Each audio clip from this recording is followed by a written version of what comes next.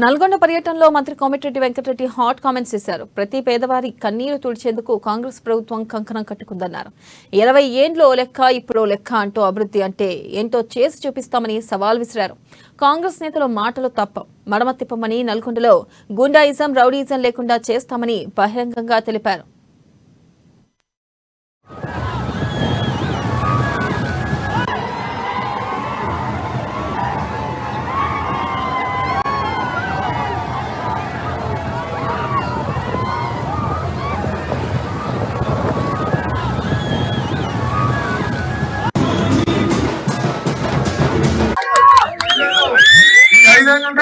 ప్రతి పేదవారి గుండెల్లో, ప్రతి పేదవారి కళ్ళల్లో కన్నీళ్లు రాకుండా చూసుకుంటాం. కన్నీళ్లు రాకుండా ప్రతి పేదవారికి వచ్చే 6 మాసాల్లో ప్రతి ఒక్కరు కూడా 5 లక్షల రూపాయలు ఇందులో ఇస్తారని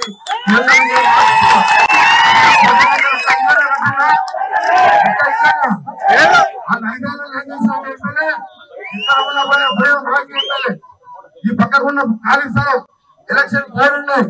ఎలక్షన్ కోడ్ ఉంటే అది గవర్నమెంట్ వేరే అవుతుంది, కార్పొరేషన్. ఆయన సూడాపేట పొటాపొటి మెజార్టీ చేసిన 10 ఏళ్ళు మంత్రిగా ఉన్నాయి. ఈ గవర్నమెంట్ కూడబట్టి రాత్రి టెండర్ పెట్టించి ఆ కాంప్లెక్స్ కట్టుకుంటుండే వాళ్ళు. అది నాకు ప్రచారంలో తెలిస్తే ఇవాళ భద్రం పోతే అలా కార్పొరేషన్ ఎండి వచ్చి వేరే కార్పొరేషన్ ఏం చేసిన వాళ్ళ సార్ ఏం చేయమంటే సార్ ఆ కార్పొరేషన్ ఉండేవారు క్యాన్సల్ టెండర్ అని చెప్పిన